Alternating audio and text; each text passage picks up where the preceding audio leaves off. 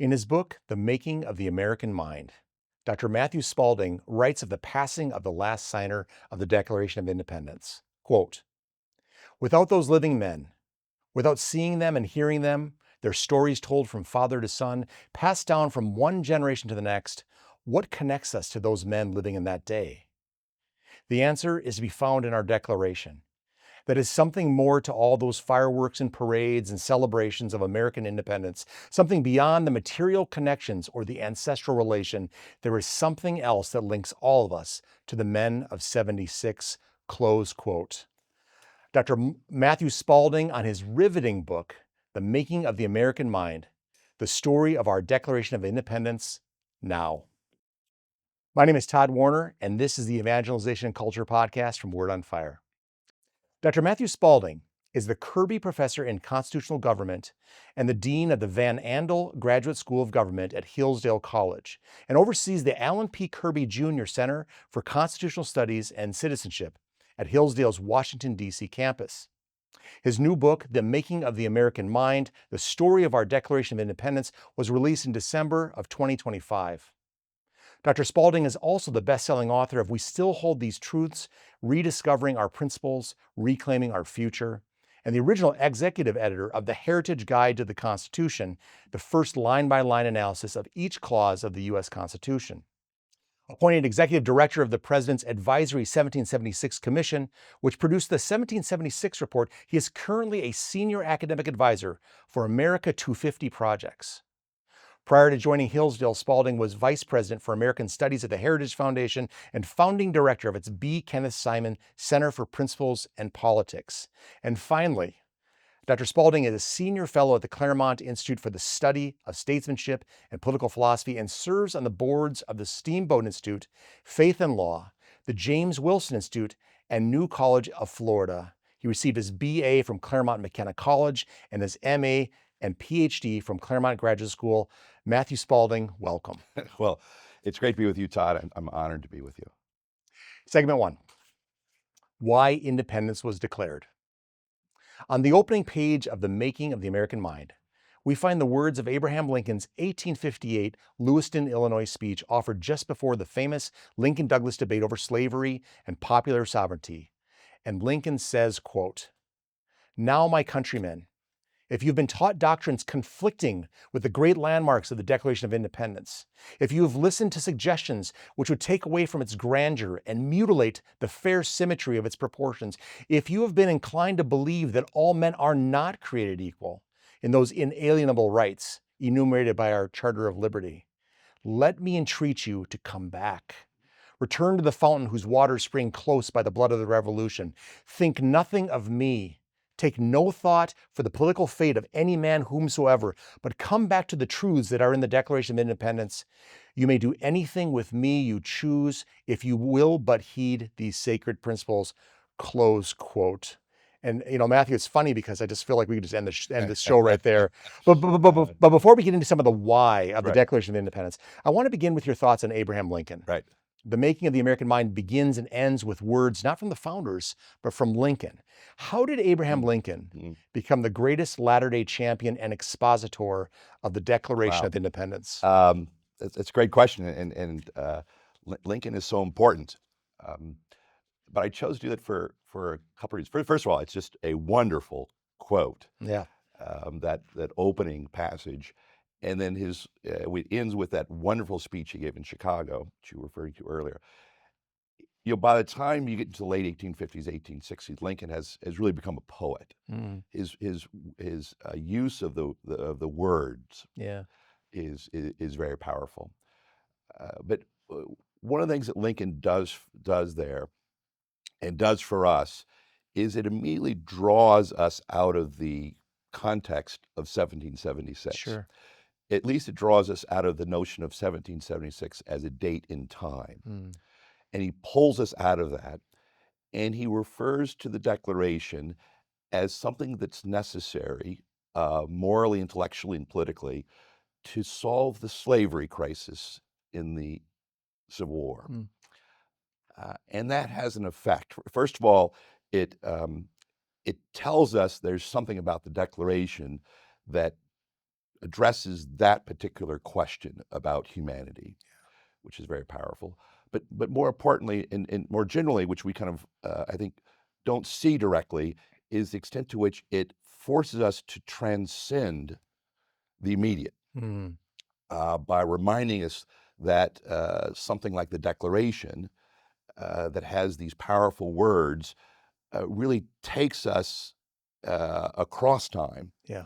and doesn't keep us locked into that, and can be used to solve a problem like slavery. And so the intensity of that moment dealing with the slavery question on the cusp of Civil War drew Lincoln to be the clearest expositor of the Declaration, which I think is very powerful. It reminds us that to the extent to which we're, as the classical tradition, the Christian tradition say, we're political animals in the sense that we're rational. We have logos. Right. The word, words, speech, language, books, the Declaration. There's something about that draws out things and transcends and points us to higher things. Right. In this case, both in terms of moral reasoning, but also just in terms of the aspirational sense of the thing. I think Lincoln at that moment, because of the intensity of that struggle, is the best expositor of that. And as a result, he really becomes the key interpreter of the Declaration. And then I would also add, just as in finishing that thought, the extent to which Lincoln, moving towards the end of the 19th century, is really the greatest expositor before a lot of the intellectual shifts begin taking shape that will change how we think about politics. I'm thinking here of all the students who go over to Germany and study political thought and kind of Hegelian political thought, and then the establishment of the progressive movement. At that point, you've got a much more divided intellectual and academic world to debate these questions. But when Lincoln is making that statement, it's beautiful, but he really is speaking what I would say was, as Jefferson said of the Declaration, he was expressing the American mind. Yes. One of the things I'm going to say is this book I'm going to praise in so many different ways across so many different virtues it offers. One is it does make you fall in love with the notion of the Declaration of Independence, the writers, the spirit behind it, the philosophy behind it, the history that spawned it. But you also make a person fall in love with Lincoln all over again. Right. So I'm finding myself now reading, I said this to you earlier, I'm finding myself reading on the Lincoln-Douglas debates thanks to what you've written in here, because it really makes you recognize that the words of the founders, it wasn't, as you mentioned in your book, it wasn't just a document of its time. It was something that transcended its historical epoch, if you will. And Lincoln picked up on that and spoke on that so eloquently. No, that's right. And if you notice, but one of the opening quotes at the beginning of the first chapter is also from C.S. Lewis. Yeah. And I find that to be very striking. First of all, I think C.S. Lewis is a great modern mind in a world where we suffer from the poison of subjectivism. But he makes a really interesting observation several times in his autobiography, Surprised by Joy, which of course is ultimately about his conversion to Christianity. Right. But he writes early on, if you recall, he was a teacher of pagan mythology. But he was struck again and again and again about how great history, great words force you to look beyond yourself and transcend to the point where sometimes you might actually be surprised by joy, which is it points towards something eternal. Yeah. And so there is something about great history, great words, great deeds that draws us to the higher things. So part of my argument in the book is that falling in love with America really requires understanding deeply what is most lovable about America, which really means understanding what it stands for at its best, at its highest, and living up to those principles. So this book is going to highlight the history behind the writing of the Declaration of Independence, meaning the movements that were occurring in England and the colonies. It's going to highlight the actual drafting and of who was involved, what they wrote, the drafts they went through, the wordsmithing, and so on. And then it also highlights the philosophy behind this. It's really a great undertaking you've taken on, and to not make this a 1,000-page tome is amazing. So in nearly 250 pages, and that's without bibliography and so on. Your book offers 6 chapters that piece by piece delve into the meaning of the text of the Declaration of Independence. It's an exquisite unfolding of the meaning and the import of this founding document. But you also tell us why such a declaration became necessary. So I want to begin with, because this for me, I feel like I understood American history pretty well. It was so enlightening to read this at this age in the way you describe it. What happened that brought this about? So could you begin with the players in this drama, starting with a little history about the American colonies, the English Parliament, and King George III, which seems like a really, right. That's 4 hours in itself. But just say, if you would, when were the colonies established? What was their relation with Parliament? And what kind of ruler was George III? Yeah. Well, a general comment first, based on what you said. What I set out to do was tell a story. Yeah. And it really becomes a textual analysis. But really, I want to do a textual analysis and get to those deeper questions, but tell a story to get there, because it's actually a very dynamic story, how it actually came into being, how it was written, what was going on at the same time. But then all the history behind it, I realized, was overwhelmingly important. One thing is, you can't understand what happens in the Declaration. Indeed, there are a lot of passages in the Declaration which have no meaning to us today because they're historical references, which they understood. How important that was. And so I wanted to create a book that allowed the Declaration essentially to tell its own story, which is why it's this combination of lots of historical stories leading up to and around the Declaration, but then the Declaration text, so that text really told its own stories. Right. But having said that, the back history, if you will, I spent a lot of time on that, is very important, because one of the things I've learned, and I've been teaching this for decades, and now in writing this book, I've learned many more things, or many things I kind of knew become much deeper. And one of those is how important the earlier history is to the formation of everything we associate with the American Revolution. The history they understood at both the Continental Congress and then later the Constitutional Convention, they debate history constantly. And it's their history, which means it's British history. They knew that history intimately. And when you think about, the 1760s, 1770s, well, the 1640s, the 1680s was not that long ago. Yeah. That was their history. Yeah. And it's very important to understand that the American colonies all are formed, except for Georgia, which is a penal colony, which is the odd man out. But they're all formed between James I and William and Mary, Glorious Revolution, which means the American colonies are formed right in the midst of the English Civil Wars. And they are almost all formed by various groups leaving England because of many things, including religious persecution, other economic opportunities. Which is to say, they're reacting to what's going on in England that brings them over to North America, becomes British North America, to form these colonies. That's very important. George III is the third Hanover king. He's German. He's not a bad king, actually. He's young.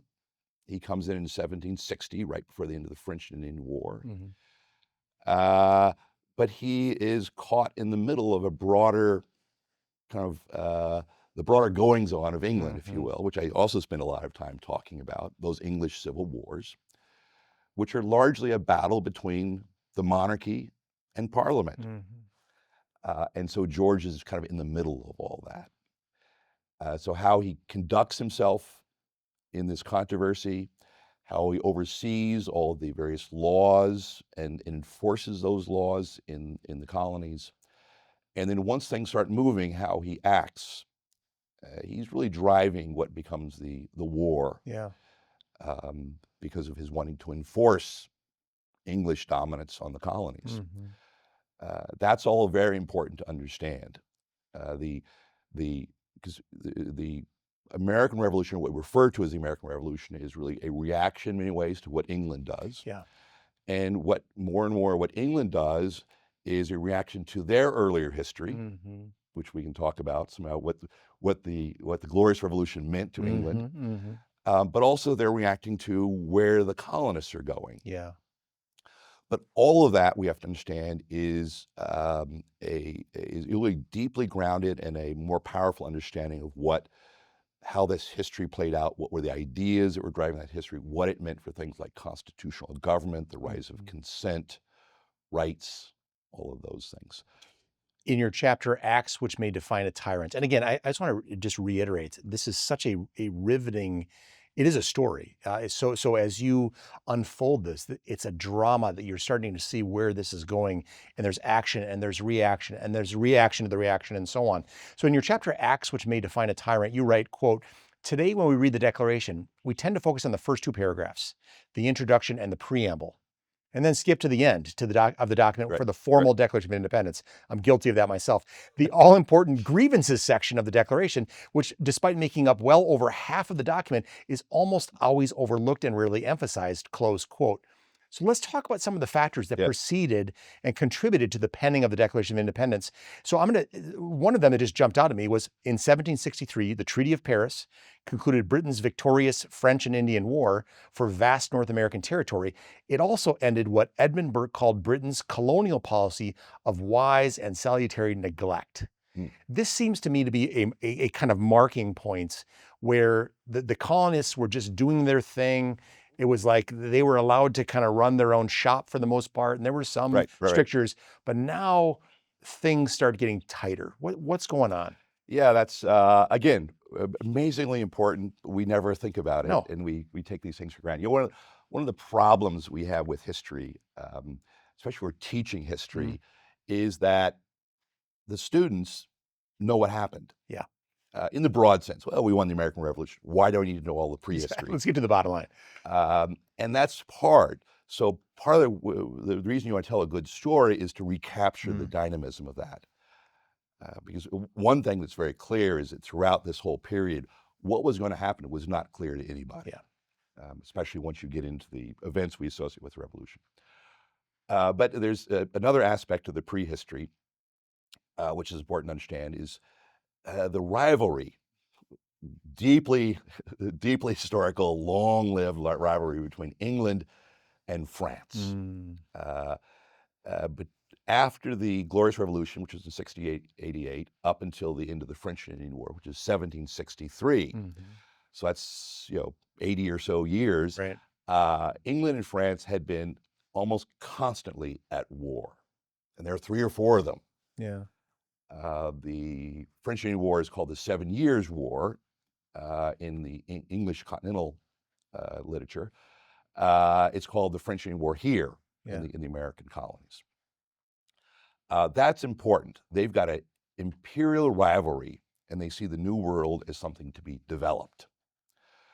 Most of those wars begin on the continent, and their rivalry there, but the French Indian War actually begins in the colonies. Indeed, or one of our later heroes, George Washington, is there at the moment the French Indian War gets going. When that war comes to an end, England wins the war. Not to be a spoiler here, but England does win the war. It effectively removes the French from the North American continent. The Spanish are still down in Florida, and there's still odds and ends, but the French are out of the picture. They've lost Quebec, which means Canada. They lose all these territories out west of where the colonies are located. And they've been ousted.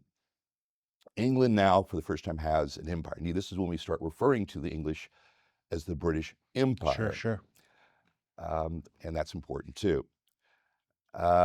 This has a monumental effect on our thinking,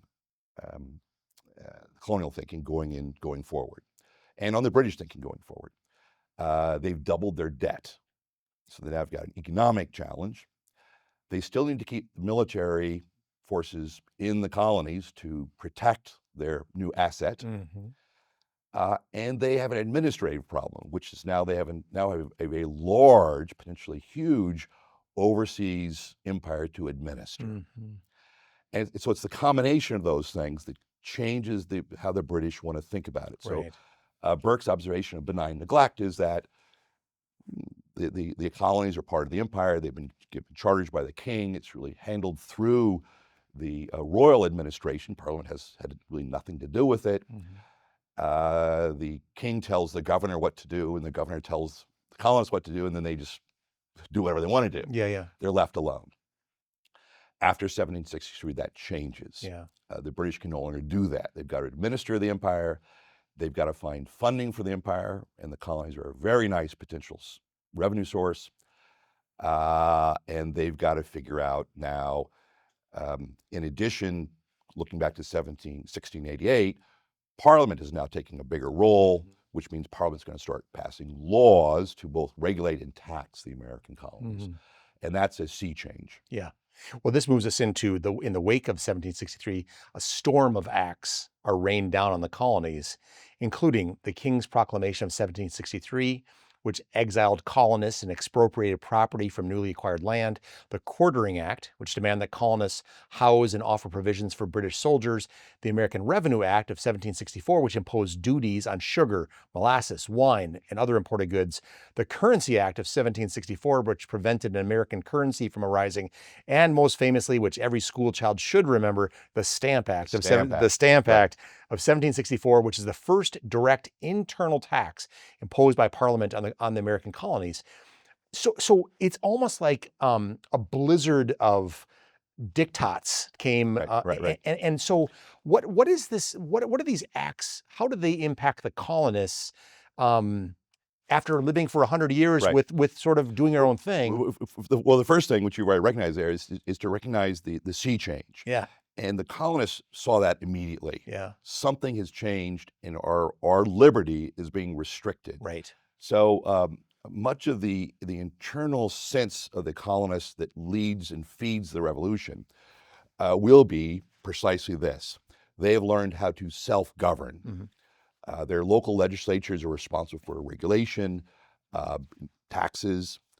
They recognize the British as controlling the sea, which means they control the empire and trade and these kinds of things. But otherwise, we're left alone.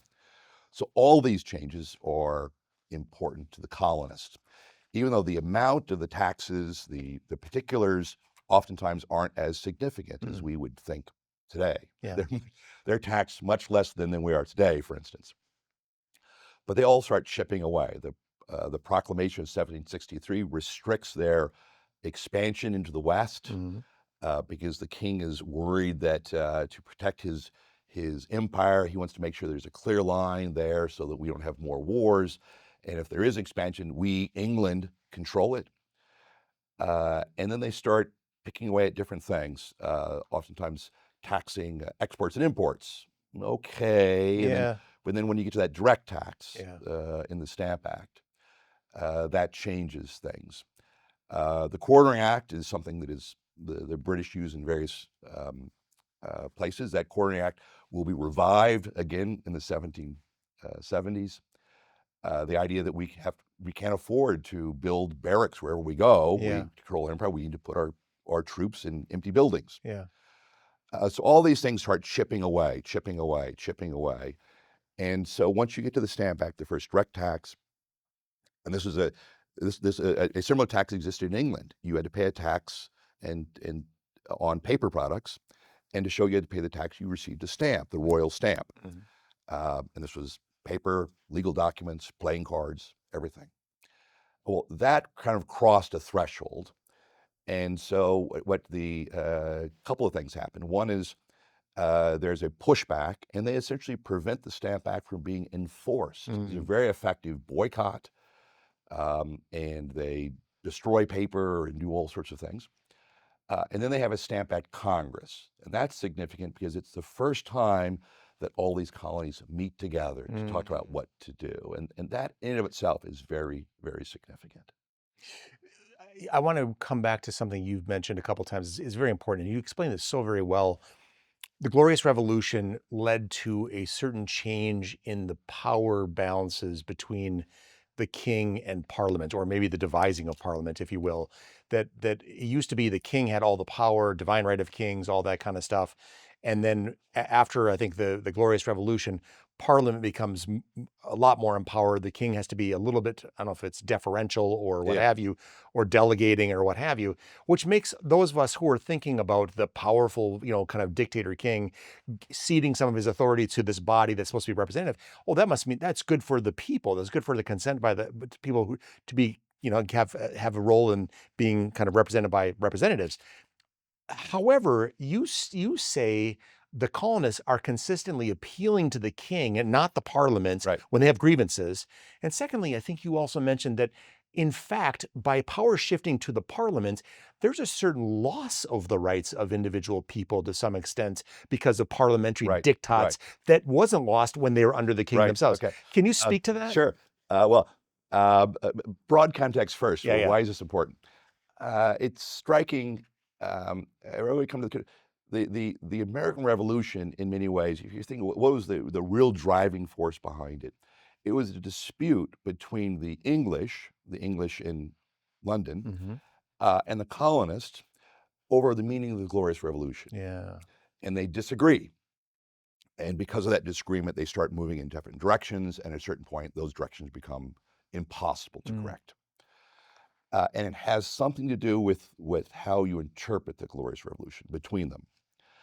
What happens in the Glorious Revolution is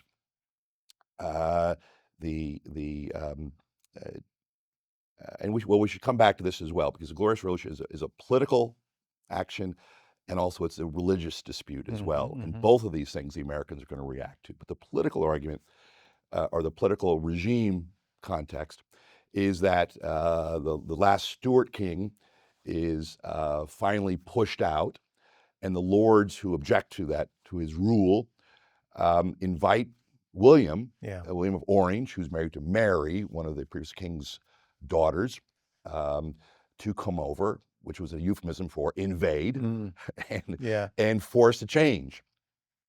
James II flees, and William and Mary are given the throne.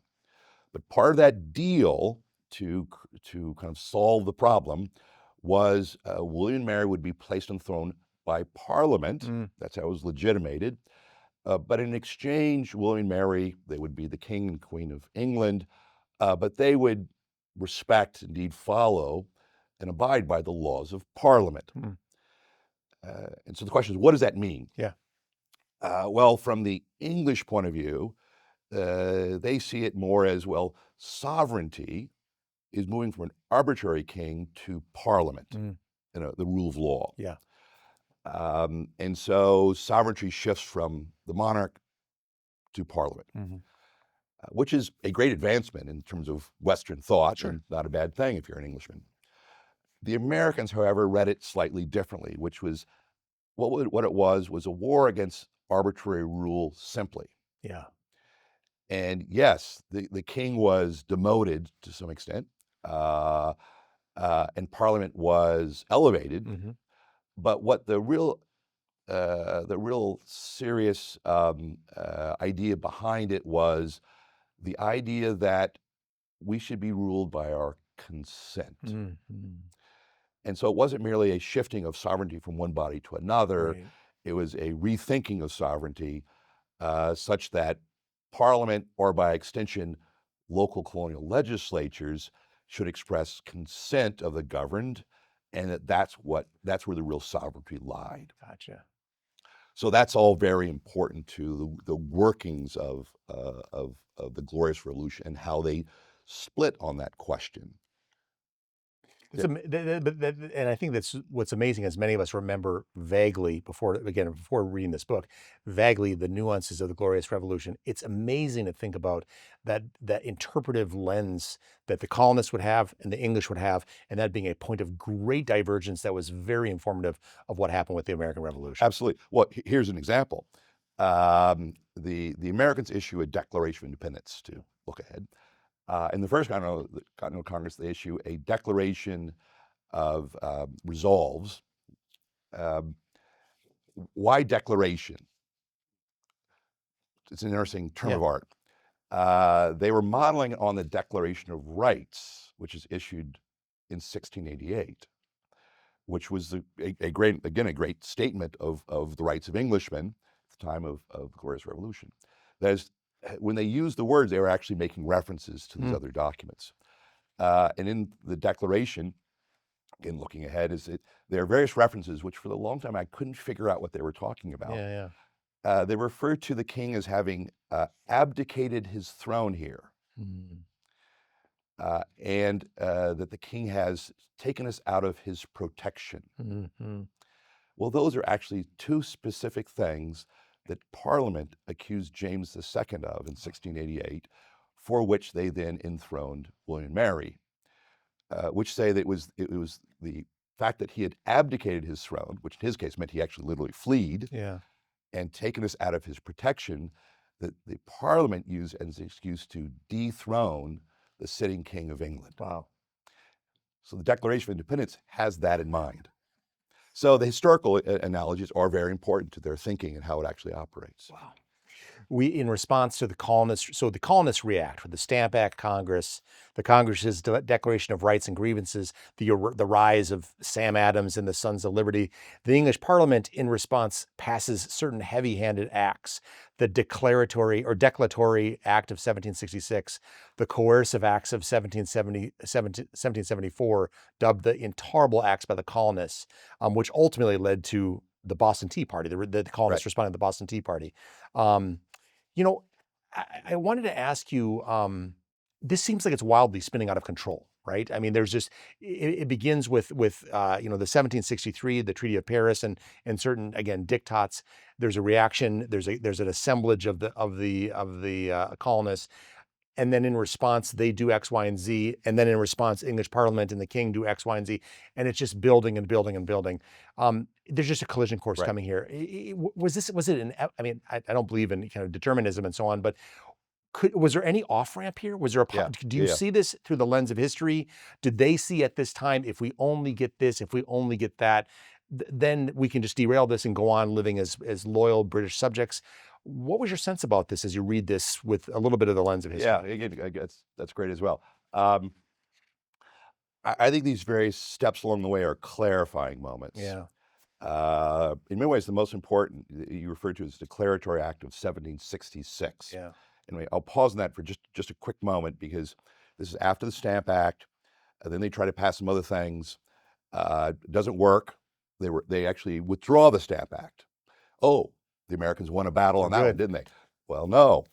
They also simultaneously passed what was called the Declaratory Act of 1763, which was modeled on the Irish Declaratory Act of decades earlier, by which they brought Ireland under the control of the English monarchy. And the Declaratory Act said that, look, you are our subjects, and we reserve the right to rule you in all cases whatsoever. Which is to say, they made it very clear that the Parliament is absolutely sovereign. Yeah. So these are clarifying steps as you go along. So at a certain point, those clarifying steps it takes a while to make it clear to both sides to see what we can see in hindsight. But that series of things is important. And then you think of that back history, right? There's a later letter where John Adams talks about the real American Revolution took place a long time before the actual war. And so what happens is these colonists and the English post Glorious Revolution, as they're becoming moving towards what we call parliamentary sovereignty. Well, they're actually thinking out at great length a whole understanding of politics and morality and intellectual grounding. Yes. So that by the time these clarifying events start happening, more and more people see exactly where this is going, which is why in the Declaration of Independence, a lot of the Declaration's argument is, here's what has happened, our grievances, but also here's what this chain of events will lead to. Yes. Yes. Matthew, in the spring of 1775, the shot heard round the world occurred in Lexington and Concord. Skirmishes between the British and the American forces. Martial law is declared in Massachusetts. The battle ensues at Bunker Hill. By the fall, King George III is livid. Parliament is issuing the American Prohibitory Act, which blockades ports. It seizes American ships and soldiers, forbids all trade. John Adams is sensing that the colonists are being cast into outer darkness. Right. And he describes the prohibitory act as, quote, the act of independency. Yes. For king, lords, and commons have united in sundering this country. And that, I think, forever. It is a complete dismemberment of the British Empire. It throws 13 colonies out of royal protection, levels all distinctions, makes us independent in spite of all of our supplications and entreaties, close quote. Now, the one thing I have in the back of my mind, Matthew, in all of this, just for a moment as the devil's advocate, here is this series of colonists that have lived for 90 years.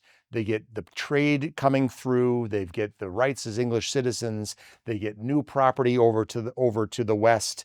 They get protection in the French and Indian War. All these things. And what happens when a modern day Brit looks at this and sniffs and says, you know, the colonists in a way were ungrateful. That is pretty good. They were wayward and they brought their miseries on themselves. Right. What does somebody say to that? No, sure. And to some extent you can say, well, that's okay. That's not an unjust observation. But what is striking is the extent to which the Americans are thoughtful and deliberative, and clear. Mm.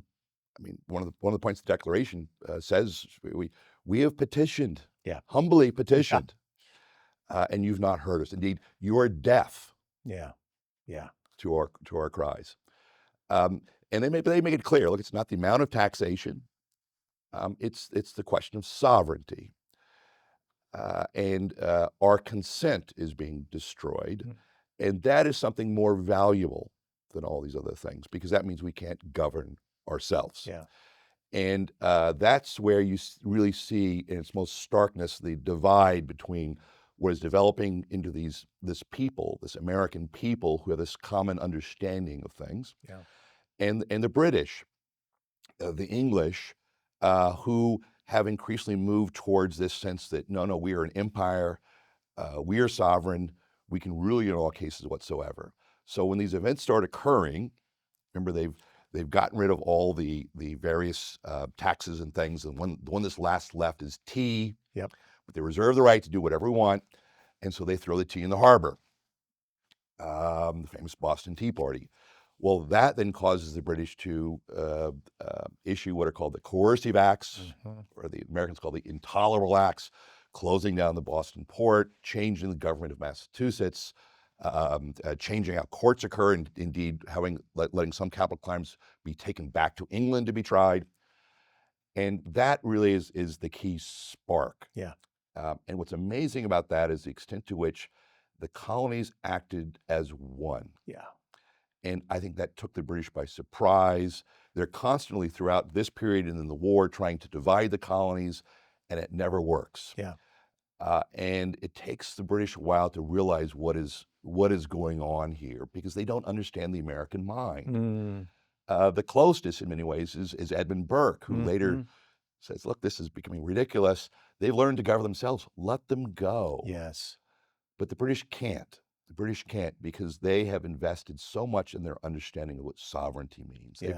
They've become in many ways almost Hobbesian in the sense that there's an absolute sovereign and we are that sovereign and you are our subjects. And so they lose the ability to find that reconciliation, even though the Americans try up until the very last moment. But there's a certain inevitability if you think about the ideas as they're playing out. But as it occurs in practice, it's much more unknown as they go back and forth. Segment 2, how the Declaration was written. In 1825, historian Henry Lee approached Thomas Jefferson 1 year before Jefferson's death, asking about the materials from which he drew in crafting the Declaration of Independence. Jefferson answered, quote, with respect to our rights and the acts of the British government contravening those rights, there was but one opinion on this side of the water. All American Whigs thought alike on these subjects. When forced, therefore, to resort to arms for redress, an appeal to the tribunal of the world was deemed proper for our justification. This was the object of the Declaration of Independence. Not to find out new principles or new arguments never before thought of, not merely to say things which had never been said before, but to place before mankind the common sense of the subject. in terms so plain and firm as to command their assent and to justify ourselves in the independent stand we are compelled to take, neither aiming at originality of principle or sentiment, nor yet copied from any particular and previous writing. It was intended to be an expression of the American mind and to give to that expression the proper tone and spirit called for by that occasion. So, Matthew, obviously, this is the namesake of your book, The Making of the American Mind, right? So is it common, let's just start with this, a little bit of history. Is it common in history for colonies who decide to part ways with their overlords to pen a Declaration of Independence? And if so, why does ours endure across time and so many others fade with their revolutions? Well, that's the question, I suppose, in many ways. They don't. I mean, what's amazing about these Americans is how deliberative they are. I mean, what is the first thing they do when they are objecting to the Stamp Act? Yes, they boycott, they push back, they rabble-rouse here and there, but they have a Congress. Yeah. When they want to respond to the intolerable acts in the Corsive Act shutting down Massachusetts, what do they do in response? They have another Congress, the Continental Congress. And what do they do in the meantime? They write pamphlets, and give sermons, and argue. And there are things here and there. We toss the tea into the harbor, of course. When Washington has the Declaration read to his troops, some of them famously go down and tear down George III's statue. Washington didn't like that, but he did allow it to be melted to make lead bullets. So yeah, I mean the American Revolution is so unusual in that sense. It's a revolution in the sense of they're overthrowing their overseers. That happens in history. But those tend to be just kind of, it directly goes to war. So there's a takeover, there's a coup, if you will. But they saw that they needed to issue a declaration. One of the things I always point out is that there are two things that happen in July of '76. One is there's a vote on independence, which is the question. But it's 2 days later that they then vote on the Declaration, which they're seen as two separate actions. They could have gotten by with just the one, and they could have merely sent Richard Henry Lee's famous motions. Oh, here's what we did. They had a legislative record, but they thought they had to actually have a declaration. And again, that goes back to our reference to the Declaration of Rights in 1688.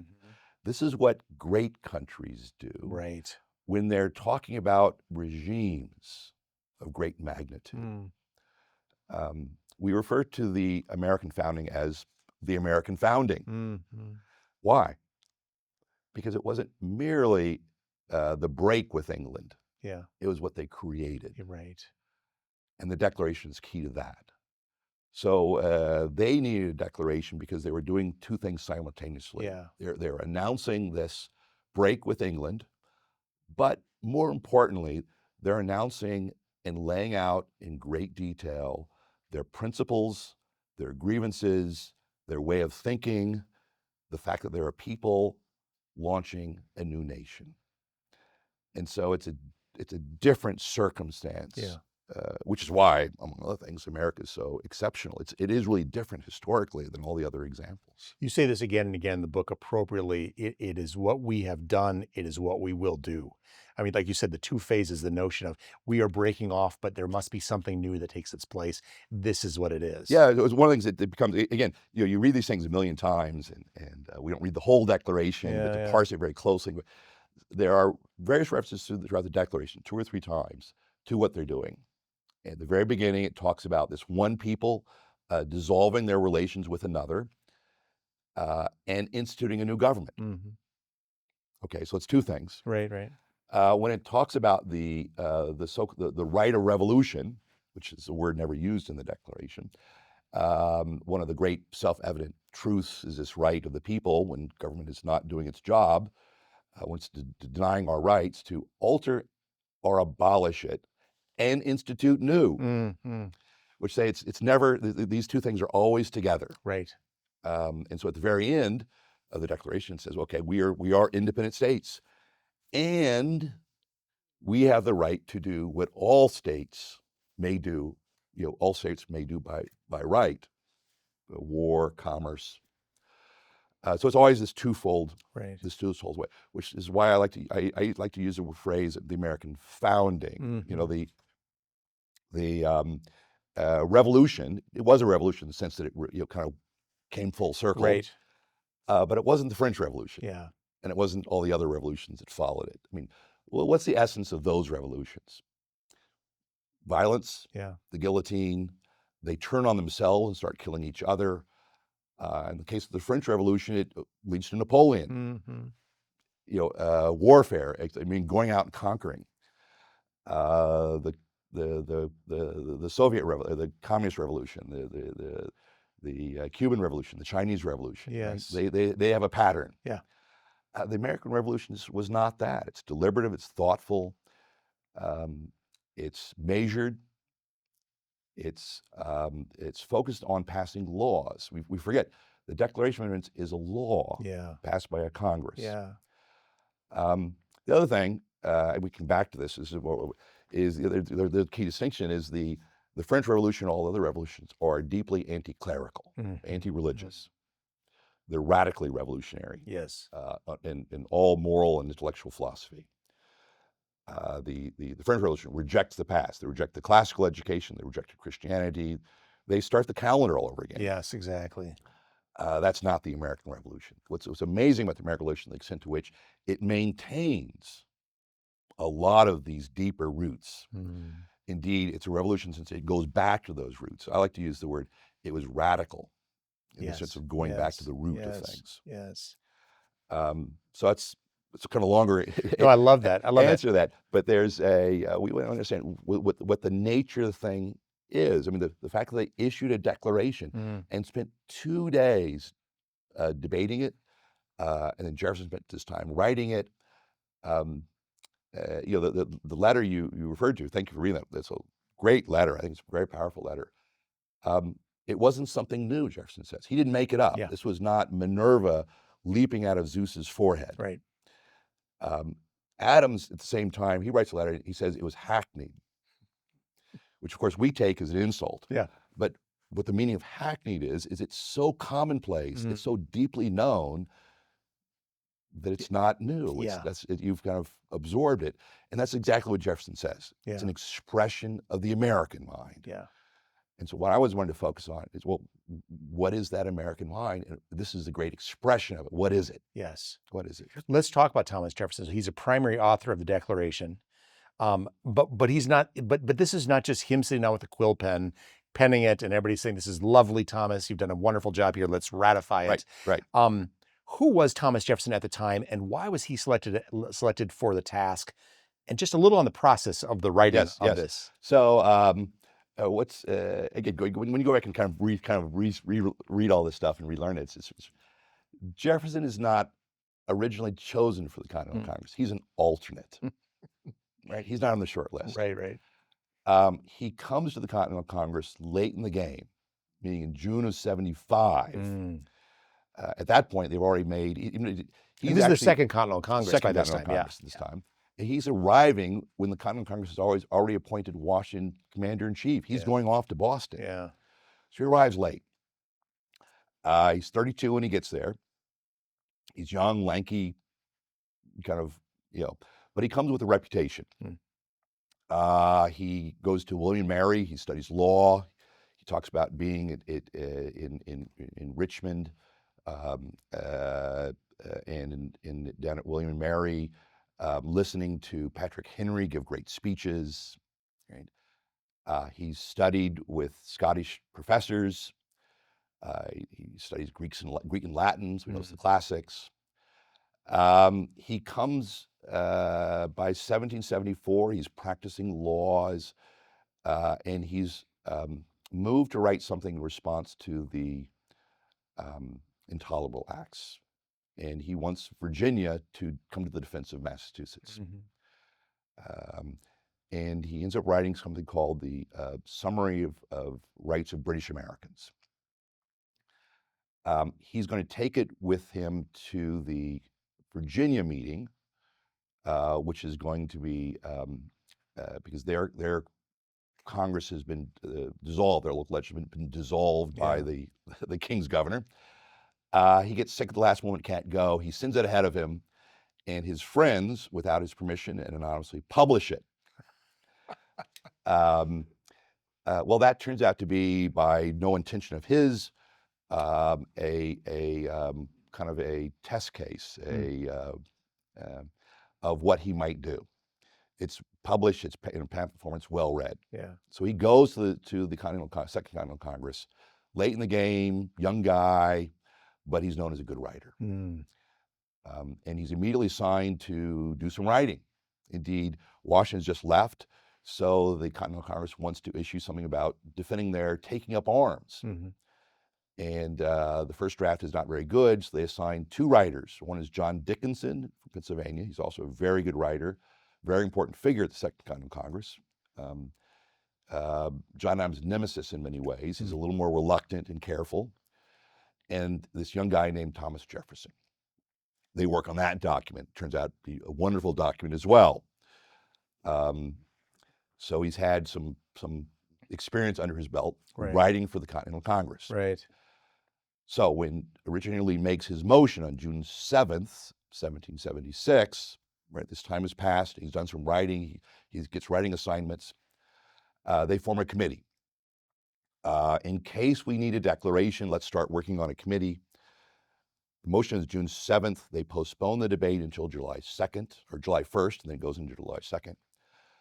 And so during that time, a committee is formed.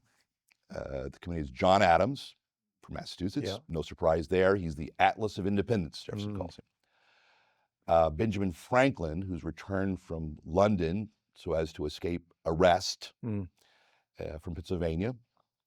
He's a little older. He's got gout at this point, so he's involved very much, but he's not necessarily as actively involved. Robert Livingston of New York, very prominent, but reluctant about independence. Roger Sherman of Connecticut, who's very pro-independence. And then this fellow named Thomas Jefferson of Virginia. Dickinson is going to go off and write the Articles of Confederation. Richard Henry Lee goes back to Virginia to help write the Virginia Constitution. So it's a nice setup. Yeah. Livingston's not big on independence. Sherman is a great guy, but he can't write to save himself. Franklin is not in a position to do so, so it comes down to Adams and Jefferson. They go back and forth. Adams writes this famous letter where he says, look, everyone hates me because everyone knows he's a bulldog. Yeah. So I could never do it. No one would accept what I would write. It's also important that someone not from Massachusetts write the Declaration of Independence. Sure. And you're from Virginia, which is a key colony. And thirdly, you can write much better than I can, which is a pretty big admission. Adams is not a bad writer. Right. And then just to very, very quickly, there's some dispute because we have letters and things and whatnot, but there were apparently some meetings, which is not surprising at all. Right. The Virginia Declaration of Rights, written by George Mason, is in the Philadelphia paper a few days later, so they're clearly looking at these things. Jefferson is assigned to draft it. I like to use the word drafter because he's drafting for the committee, which is doing it for the Continental Congress. The committee is involved back and forth. We don't know how many meetings or drafts occur, but there eventually is a rough draft. It's edited. There look to be about 40 or 50 edits occurring at the committee level, mostly from Adams and Franklin. They submit that in June 28th to the Continental Congress. It sits there until they then decide on independence on July 2nd. They then pick it up as a body on the afternoon of July 2nd, debate it that day, all day the 3rd, into the morning of the 4th. And at that point, the Continental Congress cuts it by about a quarter, which does not make Jefferson happy. No. And have about another 40 or 50, 60 edits. Yeah. But we don't know the exact details because that was done secretly in session, which means there are no records, so we just have private letters of the debates and odds and ends. There is a great story that at one point Benjamin Franklin pulls Jefferson aside because he's livid. He's sitting in his chair, can't stand all these edits, and as an author.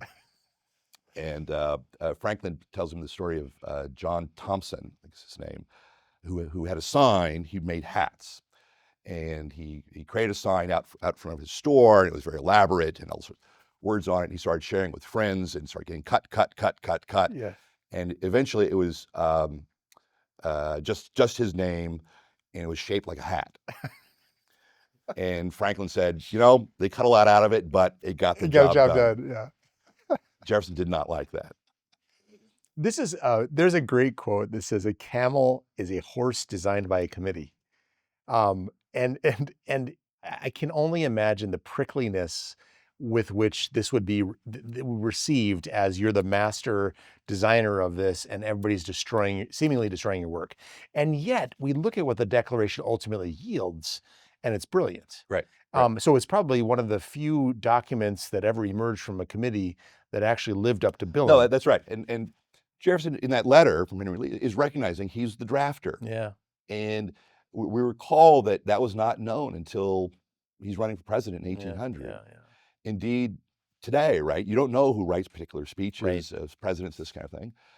Dickinson drafts many things, right? The drafter is not important. When the Declaration's first issued as a Dunlop broadside, it's only signed by John Hancock and the secretary. No names on it even. Yeah. So that's not a big deal. I think Jefferson understood that. But he's, of course, then the author, and he's prickly about his own words. But once you start getting into the edits that the Continental Congress does, not only is it well done, but it's probably historically the best example I can think of, I can see that anybody else can come up with, of a legislative editing process. Yeah, right. And by all accounts, it made the Declaration better. Yeah. The stuff they cut really needed to be cut. It was too verbose in many ways. They added some key references, including two of the references to the deity. They changed a few words here and there, which I think were all improvements. Yeah. They rearranged sentences. Indeed, the famous line, "Enemies in war, in peace, friends," which is a Jefferson chiasmus, I think it's called, where you reverse words to emphasize the. Well, he had that stuck in the middle of a paragraph somewhere, and they very smartly rearranged a whole paragraph to put it at the end. Yeah. So it's an extremely well done editing process that created a much better document. And again, we just remember, this is a legislature, so every edit is a motion and a vote. Yeah. It had to be approved. It's a consensus document. And that's just amazing to think that that's how it happened. This makes me think a little bit about Supreme Court interpretation on the notion of textualism, originalism, and so on and so forth. The process by which, the painstaking process by which this committee took this seriously, right, lets you know that every word, every clause mattered. Right. That which was left out not only for clarity or for its lyrical nature or whatever the case may be, but because it was unnecessary or counterproductive. And at the end of the day, this is the thing that binds us. That's right. Which it underscores the whole notion of how important it was from the very beginning. Yeah. We must have a declaration. It must be done seriously. It must be well written. I mean, the Continental Congress issues some less than 20 major documents. Yeah. They're all written with great care. They know they're founding a nation, and that becomes clear as you move along. And this is the crucial moment. We're going to war.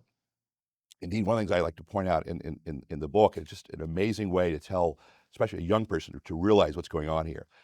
The motion for intervening on June 7th occurs almost at the exact moment to the day when ships are first spotted. The British ships are first spotted leaving Halifax, heading south. Wow.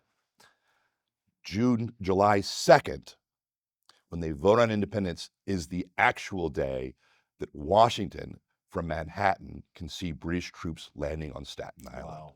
So the invasion, which is the largest naval invasion in world history at this point, is occurring exactly at the moment when they're going from the motion to the Declaration. That's a great story. That's a great story. And what's amazing is at that moment, in the heat of that moment, when they're going to go to war with the most powerful nation in the world, we must take the time to write a declaration Yeah, it's amazing. and express our most fundamental beliefs at the beginning of this country. Yeah. That's dynamite. Segment 3, the meaning of the Declaration.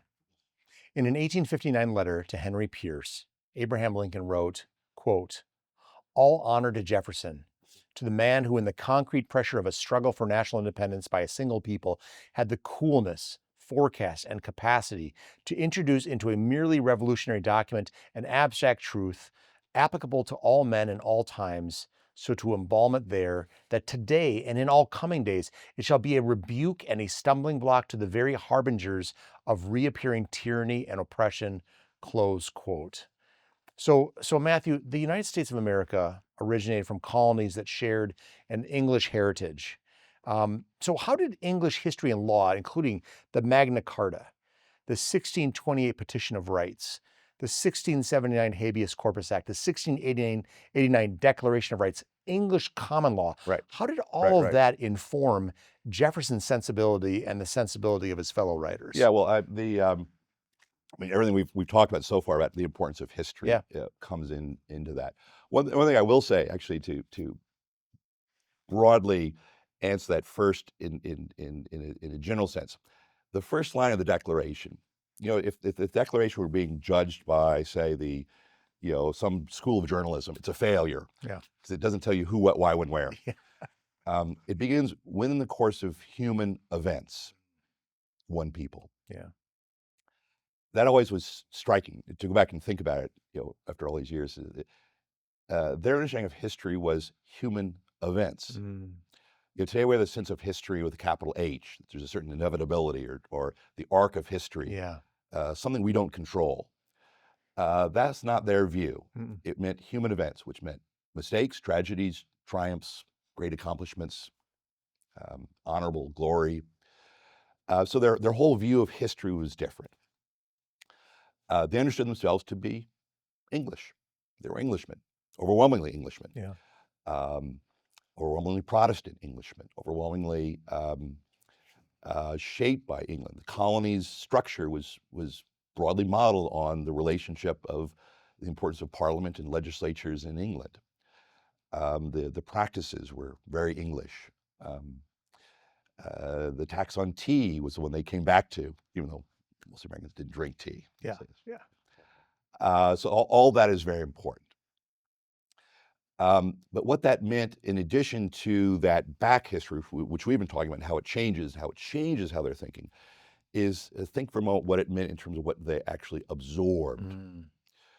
Their education comes from England. And if we think of England, the great development of the English common law, but just generally constitutionalism and all the culture of England, well, where does that come from?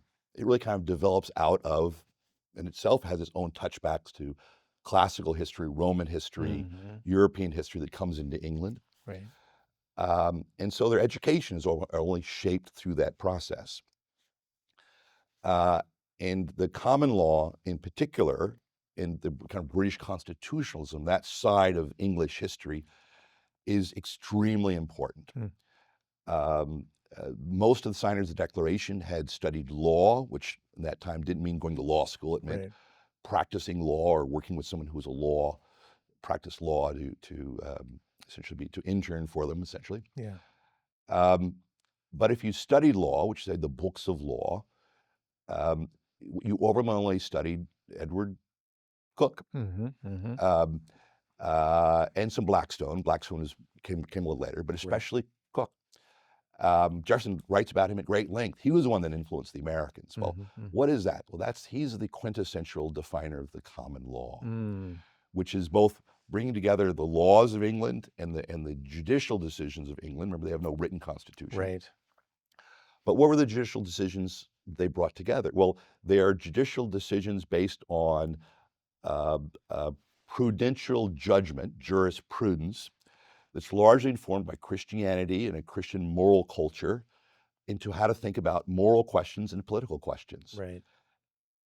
And so the common law and the common law tradition really becomes the great vehicle, not only for transferring the rule of law to the Americans, but more importantly, it's the vehicle by which the natural law tradition is transferred from the European tradition, the Greek and Roman and Christian tradition.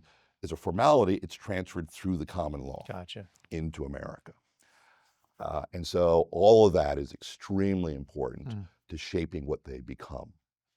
So moving from the English heritage, which I know borrows, as you said, from a lot of the Christian Roman, I want to just take a step, because again, it's wonderful to read about what the founders read. Right. You know, because what this strikes me is as you said, the very uniqueness of the American Revolution is an argument between brothers, or between a father and his son, or what have you, about our British brethren. Right. Yeah, exactly. And understanding, how do we see this? The fact that there is a declaration and that there are pamphlets is to say, you guys are getting this wrong. We need to reason this out, because our reasoning says this, your reasoning says that. As opposed to, let's grab the spears and let's go and form a coup, and we'll just have a pretense of some ideas that we're going to bring things anew, but it's all about power. This strikes as just like you said, a unique revolution in many respects, because it was about reasoning differently. Well, let's stick on the British for a minute. Although we'll have to quickly naturally bring in the classics and the Christian tradition. Right. But what are the Americans doing? Well, they're having this debate with the English about the meaning of the Glorious Revolution. And the English say it means parliamentary supremacy, and they're off to their races. And the Americans are, no, we think it actually means something more than that. And so what they start doing, Jefferson very famously does this, but other writers as well in these pamphlets which are circulating, is they start going back farther into English history to find the real source of sovereignty. Right. And it wasn't the king, and it wasn't Parliament. Where is it? We keep going back, and so Jefferson writes about the Anglo-Saxons and all of these things. What is this? What is the meaning of all this? Why is this important? Well, they're looking for a mooring that they can appeal to that goes beyond or behind or above the current English argument. Right. And so all this becomes very important. And that's where we have to introduce the classical influence and the Christian influence, because what's behind the English constitutional argument of the 1760s and whatnot that they're trying to dig behind? Yes. Well, there is a great tradition that leads to that, but if you go back to Magna Carta and the earlier English thinking, it was deeply informed by classical scholarship and Christian scholarship, and grounded in the nature of things, or the natural law tradition. And it's, lo and behold, turns out that's where the Americans go. Yeah. Which is why it's so important to understand this earlier history. We sometimes think of the Declaration in particular, but the American founding as being really more of just a modern activity. Locke was important, and he was important, don't get me wrong. But we understand they read the political Locke, not necessarily the philosophical treatises of Locke. So they were immune from that. But the political Locke was read in a way that was seen as part of a larger tradition. And so you have to understand where they were then in the Declaration is connected to all these other things that predated it. Right. Locke famously, the person he quotes more than anybody else is Richard Hooker, the great Anglican thinker. Well, Richard Hooker writes this whole treatise on law and politics, and who does he footnote? Who were his teachers? Aristotle and Thomas Aquinas. So you got to see it in this larger tradition. Right. So the Americans start turning, as I say in my book, they turn towards nature. Yeah. But don't think of that in the modern sense of pantheism or kind of scientific nature, or a nature that is anti-revelation. But they start going back deeper, and where do they find that argument? Well, that argument is best found in very early history, even prior to English history, and you see it growing out of the classics, Aristotle, especially Cicero, and then you see it in the whole Christian tradition, especially Thomas Aquinas and the scholastics. And they absorb all of that. Yeah. And so you got to put it all together to see how that comes into being. So one of the things we see in the modern era, and you're obviously a professor teaching this for decades now, there's the sanitization of Christianity out of any part of the narrative of the founding of America, and just rendering everybody at the very, very least or very best a deist and otherwise an atheist or what have you. What role, from your research, your understanding, what role did Christianity truly play in the writing of the Declaration of Independence? Again, a fabulous question, to which there's I'll try to, I think the general answer is extremely important. Indeed, I don't think you get to the Declaration without Christianity. The idea that all men are created equal is a political manifestation of that we're all equal in the eyes of God. Yeah. I don't see how to get there otherwise. Having said that, I think we oftentimes overstate the way Christianity does influence the Declaration of the founders. I mean, the signers of the Declaration or only Protestant. Charles Carroll, of course, famously was the Catholic among them. Some of them had some quirky ideas. Thomas Jefferson famously, he actually studies the Bible, likes the teachings of the Bible, thinks that Jesus is a very great moral teacher, but he doesn't think he's divine, doesn't like the miracles, cuts them out famously. Right. But he takes it all seriously. Probably the outlier was probably Franklin. He was probably the most what we would call deistic of them. Maybe one of the guys from Rhode Island. Yeah. But they weren't a bunch of deists. I really bristle at that accusation because the implication of saying they're deists is that they're merely rationalists. Yeah. And they didn't take the God question seriously. Right. Well, even Jefferson, who had his doubts about the particulars of Christianity, took it seriously. Yeah. He believed in judgment. He believed in something after life. There are all sorts of things that are there. So on that score, I think that they were all, Congress was overwhelmingly Christian. Sure.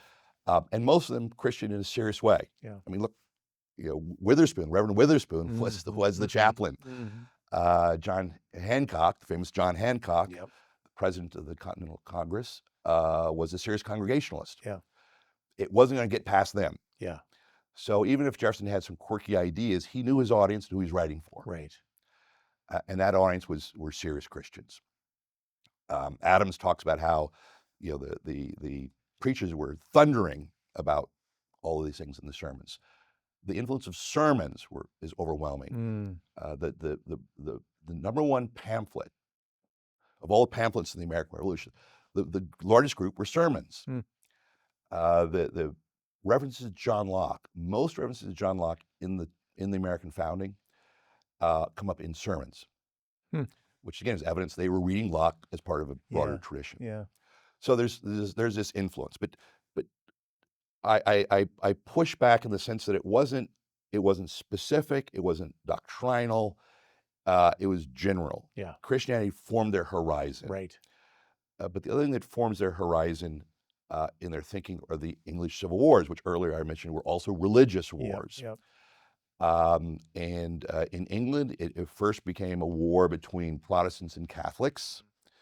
Henry VIII breaks with Rome. He wants to institute his own church because he's got a succession problem. He needs a son. Yes. And then it goes back and forth between his daughter Mary, who's Catholic, and Elizabeth, who's Protestant. There's lots of persecution on both sides. And indeed, what eventually becomes is there's persecution within Protestantism as they start splitting. And this becomes a massive problem, which drives a lot of people to colonize America. And so one of the things the founders wanted, and we see in the Declaration, is they wanted religious liberty. The question is how to do it in a way that doesn't specifically pick a denomination, but does it in a way where you can still have the moral grounding you need for a good regime. That's where I think the Christian influence is the most powerful. Yes. If we think of, really that tradition begins with Christ, right? Render unto Caesar what is Caesar, render unto God what is God. The best way to do it, their solution was not to consolidate religion, which was the English solution. Let's get rid of all the Catholics, let's get rid of all the Puritans and make it exactly what we want. Their solution is to make it no, let's grant religious liberty. Right. But that religious liberty is not kind of modern, this modern pluralistic sense of there's no there. Yes. You can do whatever you want. You can worship or not. Nothing means anything. It's all relativism. No, their notion of religious liberty was you have you have a free conscience. Yeah. You are a self-governing child of God. Yeah. But there's this other thing underneath it, Yeah. which in the Declaration is referred to the laws of nature and of nature's God. Right. There's a natural law, for instance, there's a general revelation that man can understand through his reasoning power that gives us a base. So you have a base upon which you can build this. Today we think of the critics on both the left and the right, see the Declaration as empty. They do want to erase, water down, get rid of these influences because we tend to see them in binary terms. Right. It's nothing or everything. Well, the argument here is much more nuanced, but also much more beautiful. Right. And I think it's actually a solution that we should be looking to more in our society, which is religion flourishes when it's free, right? I think this is something they recognize and also something we see. Yeah. Look, where's religion flourishing today? Where it's actively pursuing its mission free from government. But most of our problems are because government, the academy, Supreme Court, generally, it's kind of correcting itself a little bit, tend to erase any moral grounding in this other tradition, in this deeper, this mooring, if you will. Well, that's the problem, which is why going back to the Declaration is such a great way to recall that and remember it. But actually, so Christianity is extremely important. It defines their horizon, but also it's the Christian tradition, which is in many ways the elevating of the horizons of the classical tradition. Yes. The natural law and what that meant, but leaving open the possibility of higher ends. Right. It's the absorption of all that into the Declaration that is the real influence here. Yeah. And so we shouldn't miss the forest for the trees. Or we always want to see a specific. Yes. Whereas the thing itself. Yeah. Is the important thing. Just you're having said it's foundational, and it also makes you think of what I think Adam said about the Constitution, that this Constitution was made for a moral people, and it will not effectively, if I remember correctly, survive without that self-restraint, self-discipline, the notion that we have a conscience that is supposed to be well-formed, and then we follow our higher lights, not just that we're restrained by law or the Leviathan. Right. It strikes me to what you made me an image in my mind about the foundation and then the mortar between the bricks, whereas the Declaration and the Constitution, they establish a bunch of bricks, but there is an understanding that it has to be a strong foundation from which to spring, which is rooted in of Christianity or rooted in Judeo-Christian or rooted in the notion of amorality, and then a mortar between those bricks. Those bricks don't just collapse when the wind blows and so on. Without those things, you have a bunch of bricks, but you don't have the solidity, if you will, of the structure. Yeah, that's a great analogy. But let me for a moment suggest that the Declaration is actually a pretty good foundation. Yeah, great point. And I think it's much better than we've assumed here. And let me just draw that out for just a brief moment. There are various references in the Declaration to God. He appears at the beginning, the laws of nature and of nature's God. The laws of nature, the natural law tradition, and of nature's God. What is that? A lot of times, that's deism, so we can kind of move on. Well, it turns out that the phrase, first of all, it's laws of nature's God. It's just not nature's God. It's the laws of nature's God. The sense of a creator of the universe. But the reference, really best reference to that is Alexander Pope in his great poem about man, in which he writes to Bolingbroke, who is a deist, to awake and see that when you observe the universe, you see the great chain of being, and you can go up from nature up to nature's God. So it actually is a religious reference. But then it turns out man is created, and he's endowed by that same creator, which repeats a word twice, which is very unusual in a brief document. Yeah. So creator is important. Then it turns out this God sees in our hearts and judges our rectitude of our intentions. And then it appeals into divine providence, which is a God who intervenes in man's affairs. Now, that does not strike me as moral, as secular rationalism or deism. Right. There's something very powerful there. But even I would go even a step further, and think of the Declaration not as something good. Okay, that gives us religious liberty. We can now go and build the faith. Think of the Declaration the way, say, Thomas Aquinas would. Yeah. What is the Declaration? It's the precepts. It's the first precepts of the natural law. It's the preambular fide, as he calls it, the preambles of the faith. It's not the faith. It's not doctrinal. It's not the full thing. But it really does lay the groundwork because it recognizes what we as human beings, created with a mind, can see and know, the natural law. Right. Man's participation in the eternal things, the eternal law, and it begins with that. And so it gives us that. Yeah. And I can't imagine a better way to define the beginning of a regime than that. And that strikes me as actually better in this, especially in this day and age, but in general, as better than a formal establishment or religion. Right. Because religion flourishes better when it's not forced upon you through the law. Yes. And there's something about that that's it takes that a while to play its way out. Right. But that ultimately, to put it in religious terms or religious historical terms, right? That's the debate or the discussion between, say, Cardinal Gibbons and the Americanist and Leo XIII. Yes. Which eventually percolates up to Humanae Vitae or Dignitatis Humanae. And John Paul II. Right. I mean, that's the argument, the modern argument for religious liberty in its fullest sense is grounded in those precepts. Matthew, how riveting is the assertion that, let's talk about one of the famous, obviously, clauses out of the Declaration. How riveting is the assertion that all men are created equal? But how do we reckon that assertion with the unfulfilled promise of slave liberation from the founding until the Civil War? Riveting. It's extremely riveting. Yeah. It's radical that we're referring to earlier, and since it goes to the root of things.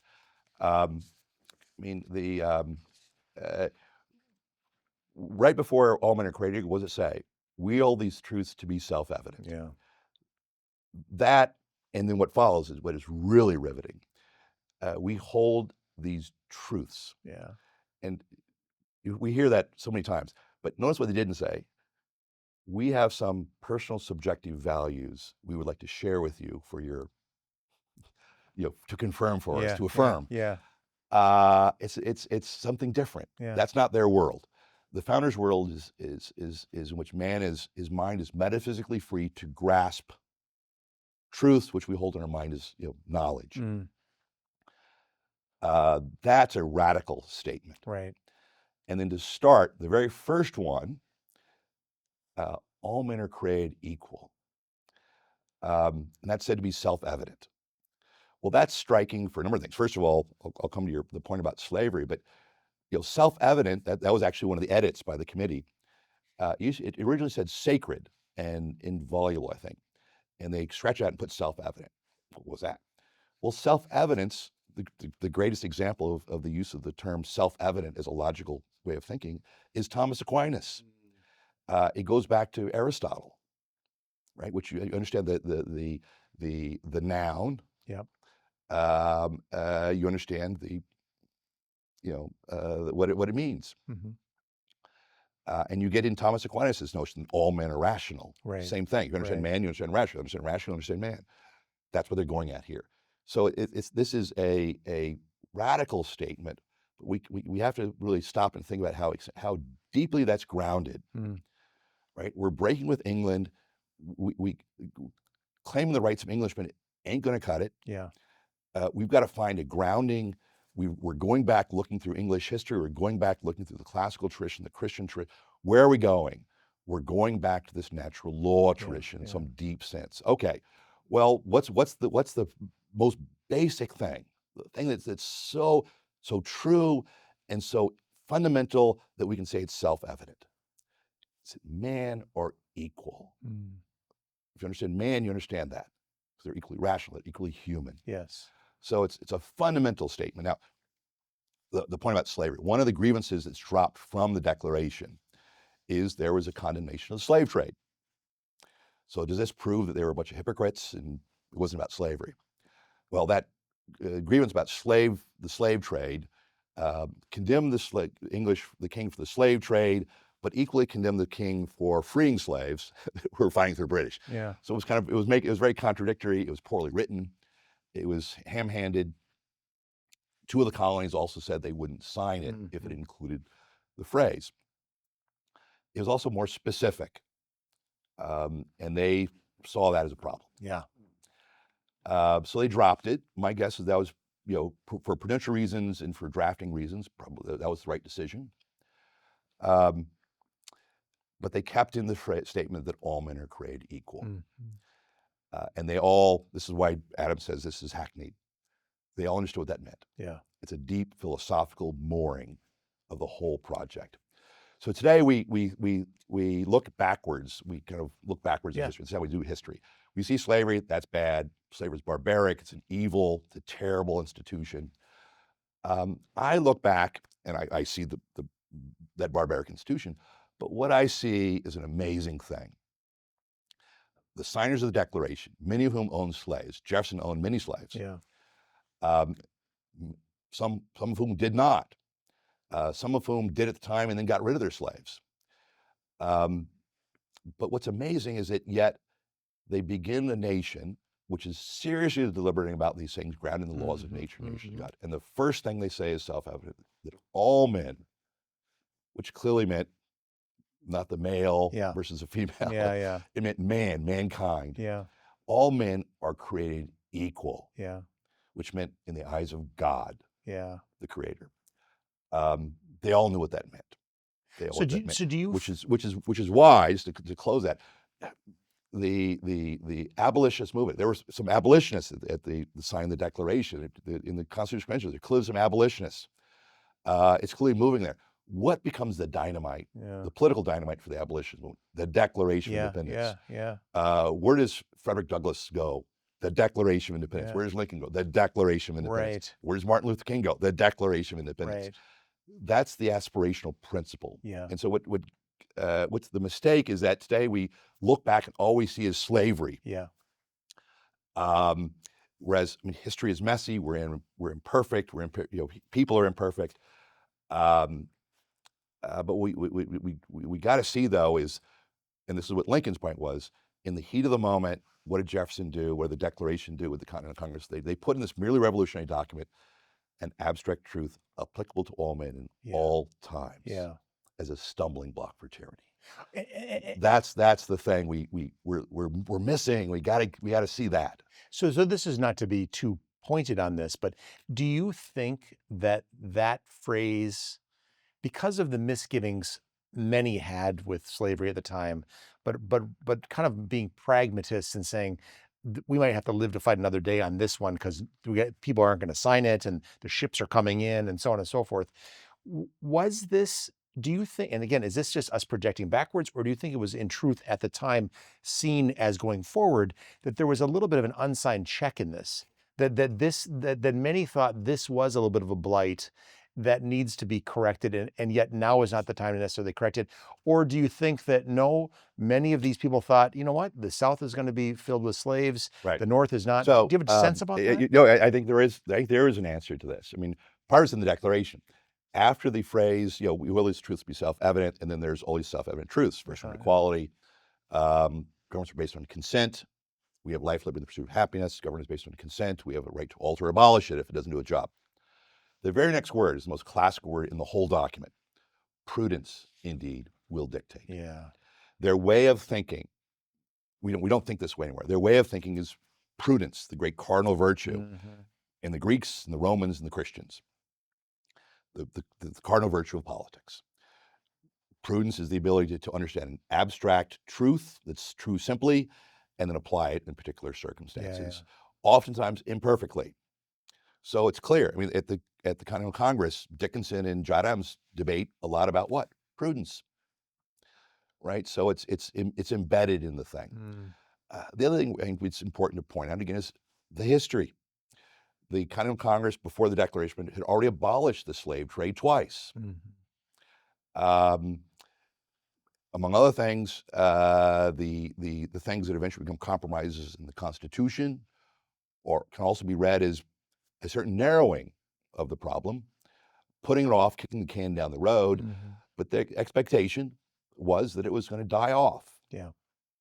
It wasn't good for the economy. It wasn't good for the soil. And among other things, very important, the cotton gin had not been invented. Yeah, good point. The economics of the South were not the economics of the South and antebellum South. So, yeah, I mean, there's all these great questions of history. Yeah. But I mean, one can make a powerful argument, I think is the right argument, which is they understood the problem. They understood the problem with slavery. They understood the humanity of slaves.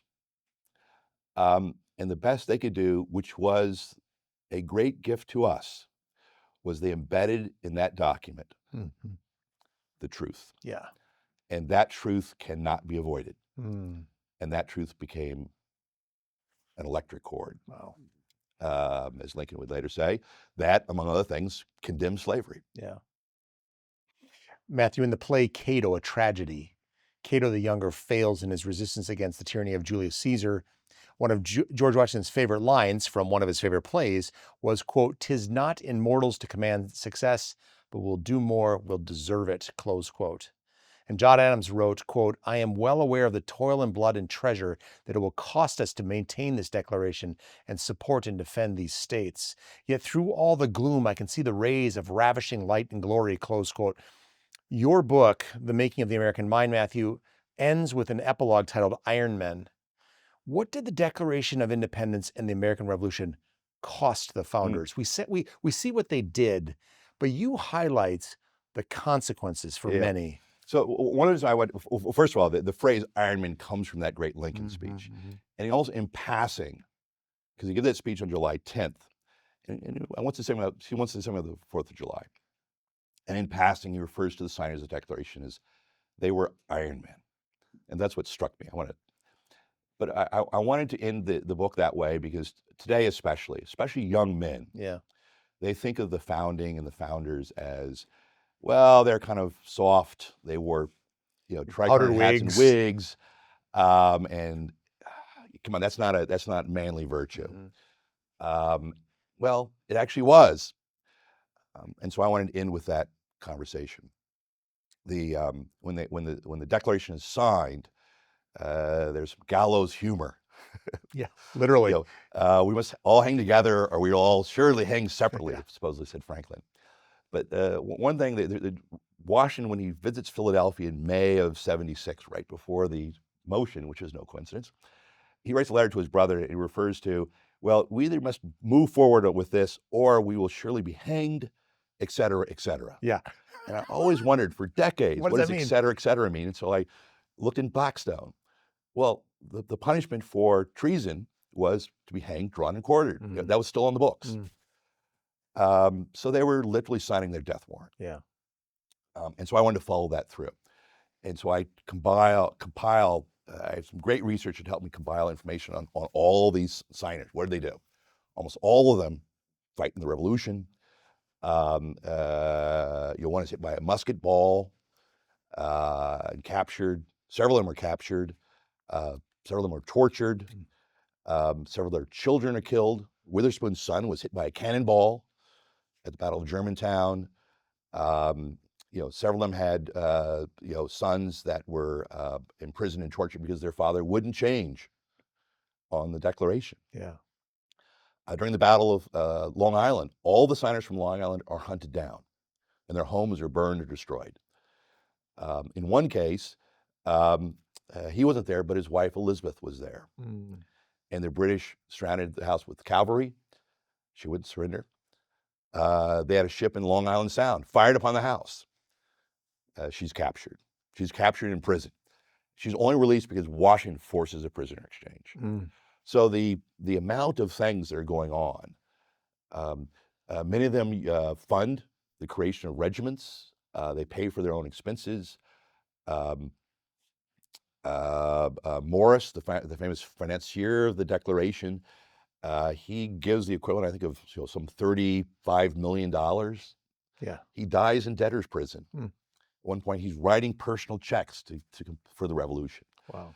So it's a very powerful story, and I also want to do that because it brings attention to the very last line of the Declaration, which it also includes a reference to divine providence. But we mutually pledge to each other our lives, our fortunes, and our sacred honor. And that struck me as well. As it comes at the end of the Declaration. The Declaration already formally been had. They already have the Lee's resolution is there. It's been done. Deal's done. It serves no purpose other than it's an oath to each other, committing them to each other, their lives, their fortunes, and their sacred honor, which it's a great parallel to our life, liberty, the pursuit of happiness. But you can't give to each other happiness because it's something you pursue. Yeah. But I can pledge to my honor. Yeah. And I can pledge to my honor, and the mic drop there is my sacred honor. Yeah. Right. And I wanted to bring attention to that because they all sacrificed, and generations have sacrificed for this little document. Takes us back to Lincoln, the Civil War. Yeah. There's something very powerful in that I think we need to be reminded of today. This is not merely an academic exercise. This is not just some appendix at the back of a history book. This was live, actionable, uncertain history in the moment. And yet this is what they said, which is the heart of everything that's great about America. Last question, Matthew. In an 1858 speech in Chicago, Abraham Lincoln comforted any who could not trace their bloodline to the fathers of the American Revolution, saying, quote, "When they look through that old Declaration of Independence, they find that those old men say that, quote, we hold these truths to be self-evident, that all men are created equal," close quote. And then they feel that moral sentiment taught in that day evidences their relation to those men, that it is the father of all moral principle in them, and that they have a right to claim it as though they were blood of the blood and flesh of the flesh of the men who wrote that declaration, close quote. Matthew, we started talking about Lincoln, we end talking about Lincoln, and obviously all about the founders in between and their contributions and their troubles and their sacrifices. Why does the Declaration of Independence matter today? That's a great point to end on. First of all, isn't that just another great Lincoln quote? It's amazing. It's just beautiful. But notice how he cuts through everything else. Yeah. Right. I think of my own family. My father's side, Irish. I have no roots back to the Revolution. What do we do? What about all those kids out there and young people that they have no connection to this? Right. And Lincoln's point is, you read the Declaration. He called that an electric cord. You read the Declaration and you see that you're blood of the blood and flesh of the flesh, which of course is a biblical reference, right? In a secular political sense, of those who signed the Declaration. That's very powerful. When he becomes president, that electric cord he refers to as the mystic chords of memory. That's very important. The Declaration forces us outside of ourselves to look to that thing, to look beyond ourselves, to things that are true simply. It kind of cuts through and is a bridge to a world that gets around a lot of problems we have today: subjectivism, historicism, relativism, nihilism. It serves a purpose. It opens up a whole world to us that I think is very important. I referred earlier to C.S. Lewis and his Surprised by Joy. That's the fuller meaning of that, right? I mean, yes, we want to learn our history. More importantly, we want to recapture those truths. And those moral truths, that grounding, right? Those first precepts, as Aquinas would say, of the natural law, right, oftentimes surprise us because they point us towards the eternal. And I think the Declaration does that in a very powerful way. So I think the Declaration is still very important. You know, the Augustine's Confessions talks about how do we order our loves? Well, I mean, our country is one of our loves. It's not the highest love, but it's a love. Yeah, Patriotism is yeah. a form of love.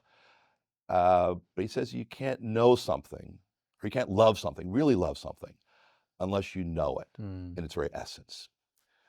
Well, that's the Declaration, right? You can't love America if you don't know the Declaration. If you know the Declaration and you understand what its principles, its aspirations, its truths, that transcend time, that transcend ourselves and point us to the eternal.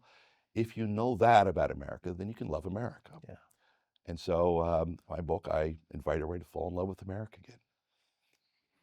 Dr. Matthew Spalding, professor, historian, champion of the Declaration of Independence, and author of The Making of the American Mind. Thank you for this conversation. Thank you. It's been a pleasure talking with you. Pleasure.